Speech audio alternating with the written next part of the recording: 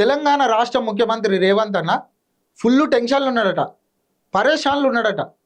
నేను ఎందుకు ఈ మాట అంటున్నా అంటే, మన ముఖ్యమంత్రి రేవంత్ అన్న ఒక సర్వే చేయించిండట.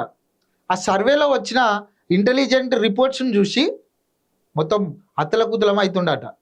మరి రేవంత్ అన్న దేని మీద సర్వే చేయించిండు, ఆ సర్వే రిపోర్ట్స్ ఏంటిది అనేది మనం ఈ వీడియోలో పిన్ టు పిన్ మాట్లాడుకుందాం. ఫస్ట్ టైం మన ఛానల్ని చూస్తున్న వాళ్ళు సబ్స్క్రైబ్ చేయండి, లైక్ చేయండి, షేర్ చేయండి. ఇక మన టాపిక్లోకి పోతే, గమ్మతైన ముచ్చట. ఎంత గమ్మత్ అంటే, మన రేవంత్ అన్న సొంత పార్టీ మంత్రుల మీద, ఎమ్మెల్యేల మీద ఇంటెలిజెంట్ సర్వే చేయించిందట, సీక్రెట్ సర్వే. చూసిరా, సొంత పార్టీ ఎమ్మెల్యేల మీద, మంత్రుల మీద రేవంత్ అన్న సర్వే చేయించే కాడికి కథ వచ్చిందంటే తెలంగాణలో పరిపాలన ఎంత అద్భుతంగా జరుగుతుంది అనేది మనం ఒకసారి ఆలోచన చేసుకోవాలి. అయితే ఇక రేవంత్ అన్న మంత్రుల మీద, ఎమ్మెల్యేల మీద సర్వే చేపిస్తే ఆ సర్వే రిపోర్ట్లో ఏమొచ్చిందట అంటే, మంత్రులు అందరు కలిసి రాత్రికి రాత్రే ఢిల్లీకి పోయి అధిష్టానాన్ని కలిసి అధిష్టానంతో మాట్లాడి మళ్ళా హైదరాబాద్కి వస్తుర్రట తెల్లార వరకు. ఈ విషయం తెలుసుకున్న వెంటనే రేవంత్ అన్న ఒక భయాందోళనలకు వేయండిగా, భయానికి, ఒక షాకుకు గురైండు. ఎందుకు ఇంత భయపడుతుండ అంటే, ఇప్పుడు రీసెంట్గా కర్ణాటక రాష్ట్రంలో ముఖ్యమంత్రిని తీసేసిర్రు, సిద్ధరామయ్యను ముఖ్యమంత్రి పదవిలోకి వెళ్ళి తీసేసి వేరేటోళ్లకు సీఎం పదవి ఇచ్చిర్రు అక్కడ. అంటే కాంగ్రెస్ ప్రభుత్వం అధికారంలోకి వచ్చి ఈ 2.5-3 సంవత్సరాల మధ్యలో పరిపాలన ఎక్కడ సక్కా లేకపోయినా కూడా సీఎంను మార్చేస్తారు, మంత్రులను కూడా మారుస్తారు, 100% మారుస్తారు. ఇప్పుడు ఒక్కటండి, ఎవ్వరు కాంగ్రెస్ ప్రభుత్వానికి పర్మనెంట్ మంత్రులు కాదు, పర్మనెంట్ ముఖ్యమంత్రులు కాదు, అందరూ జీతగాళ్ళే, జీతానికి పని చేసినట్టే. కాబట్టి ఇప్పుడు ఒక కంపెనీ ఉంటుంది, ఒక కంపెనీకి హెడ్, నేను ఒక కంపెనీకి హెడ్. నా కంపెనీలో ఒక 10 మంది మేనేజర్లు ఉంటారు. ఏ మేనేజర్ చక్కగా పని చేయకపోయినా కూడా నేను తీసేస్తా. ఆ మేనేజర్ వల్ల నా కంపెనీకి లాస్ వస్తుంది, నా కంపెనీ డమాల్ అయిపోతుందంటే నేను ఏం చేస్తా? ఆ మేనేజర్ని నేను ఎందుకు ఉంచుకుంటా? తీసేస్తాం కదా. అట్లనే కాంగ్రెస్ అధిష్టానం కూడా ఏ ముఖ్యమంత్రి చక్కగా పనిచేయకపోయినా, ఏ మంత్రులు చక్కగా పనిచేయకపోయినా అందరినీ తీసేస్తారు, మారుస్తారు, 100% మారుస్తారు. అయితే కర్ణాటకలో అదే జరిగింది.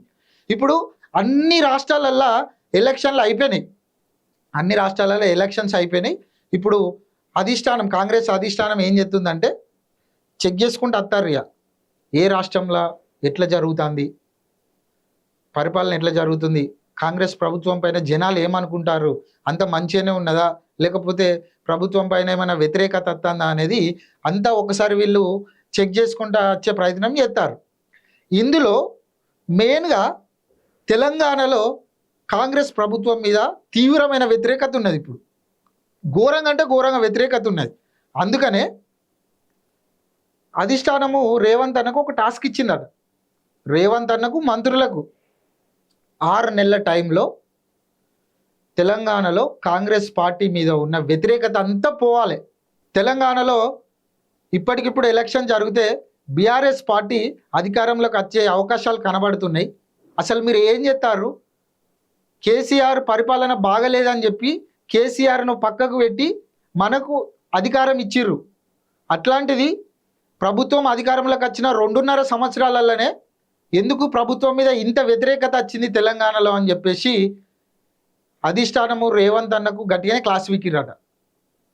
అయితే ఈ 6 నెలల్లో ఉన్న వ్యతిరేకత అంతా పోగొట్టుకొని మంచి పేరు తెచ్చుకోవాలి. కాంగ్రెస్ ప్రభుత్వం మళ్ళీ వచ్చే ఎలక్షన్లలో మళ్ళీ అధికారంలోకి రావాలి. లేదంటే మాత్రం రేవంత్ అన్నను సీఎం పదవిలోకి వెళ్ళి దించేస్తామని అధిష్టానం గట్టిగా చెప్పిరు అనేది ఒక వినపడుతున్న అంశం. అందుకని ఈ నేపథ్యంలోనే మంత్రులను కూడా మారుస్తారు అనేది కొద్దిగా వినపడుతున్న చర్చ. ఇప్పుడు ఒకటండి, 2 మంత్రి పదవులు ఖాళీగా ఉన్నాయి. ఈ 2 మంత్రి పదవుల కోసము 12 మంది ఎమ్మెల్యేలు కొట్లాడతారు. 12 మంది ఎమ్మెల్యేలు. ఇప్పుడు మంత్రి పదవి ఇవ్వడానికి అవకాశం ఇవ్వాలనుకుంటుంది ఒక సీఎంగానే, సీఎమే మంత్రి పదవిని అనౌన్స్ చేయాలి. కానీ సీఎం ఏం చేసిండు మన రేవంత్ అన్న అంటే 2 మంత్రి పదవుల కోసం 12 మంది పోటీ పడతారని చెప్పి ఒక లిస్ట్ రాసి అధిష్టానానికి పంపించిందట. ఇప్పుడు అధిష్టానం ఎవరిని డిసైడ్ చేస్తే వాళ్ళకే మంత్రి పదవి. అంటే చూడుర్రియా, రేవంత్ అన్న మీద నమ్మకం లేక అధిష్టానమే మంత్రి పదవులను డిసైడ్ చేసే కాడికి వచ్చిందంటే మన రేవంత్ అన్న ఎంత చక్కదనమైన పరిపాలన చేస్తుండ అనేది మనం ఒకసారి ఆలోచన చేసుకోవాలి. అయితే ఇక మంత్రులు ఎందుకు ఢిల్లీకి పోయి కలుతురట అంటే, మంత్రులు ఢిల్లీకి పోయి అధిష్టానాన్ని కలవడానికి గల కారణం ఏంది అంటే, ఇప్పుడు మంత్రులను కూడా మారుస్తారు అనే చర్చ ఘోరంగా వినబడుతుంది. చాలా రాజకీయ నాయకులు, సీనియర్ జర్నలిస్టులు, కొన్ని మీడియా ఛానళ్లలో ఈ వార్త గట్టిగా వైరల్ అవుతుంది. ఏంటిది, సీఎంను మారుస్తారు, మంత్రులను మారుస్తారు అనేది చాలా భయంకరంగా వినబడుతున్నది ఇది తెలంగాణ రాష్ట్రంలో. అయితే మంత్రులు ఏం చేస్తారంటే, కొంతమంది మంత్రులు మాకు ఈ శాఖలు వద్దు, మేము ఈ శాఖలలో పని చేయలేము, వాళ్ళు ఎందుకు ఈ మాట అంటుర్రు అంటే, కొంతమంది మంత్రులు రేవంత్ రెడ్డిని కలుద్దామంటే రేవంత్ రెడ్డి అపాయింట్మెంట్ ఇయ్యడట. రేవంత్ రెడ్డిని కలుద్దామంటే రేవంత్ రెడ్డి అపాయింట్మెంట్ ఇయ్యడట.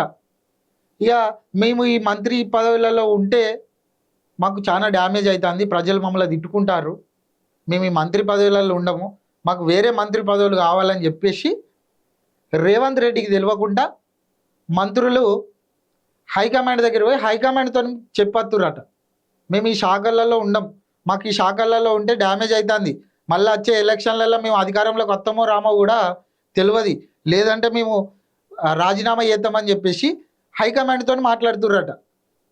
ఇక హైకమాండ్ వాళ్ళందరికీ ఒకటే ముచ్చట చెప్పిందట, ఎవ్వరు టెన్షన్ పడకుర్రి, ఎవరి పనులు వాళ్ళు సక్రమంగా చేసుకోర్రి, ఈ 6 నెలల్లో మీకు ఏది కావాలన్నా కూడా అన్నీ అమలవుతాయి, అందరూ సక్రమంగా పని చేసుకోర్రి, మీ మీద ఉన్న వ్యతిరేకతను పోగొట్టుకోర్రి అని చెప్పేసి అధిష్టానం కూడా మంత్రులకు చెప్పిరట. ఇక మంత్రులతోటి రేవంత్ రెడ్డి గురించి అడిగి తెలుసుకున్నారట. మరి సీఎం ఎట్లా పని చేస్తుండు, ఓకేనా, ఆయనను సీఎం పదవిలో ఉంచచ్చా, సీఎం పదవిలో రేవంత్ రెడ్డి ఉండడానికి అర్హుడైనా అని మంత్రులను అడిగినప్పుడు ఒక్కొక్క మంత్రి ఒక్కొక్క రకంగా చెప్పిండు అనేది వినబడుతున్న చర్చ.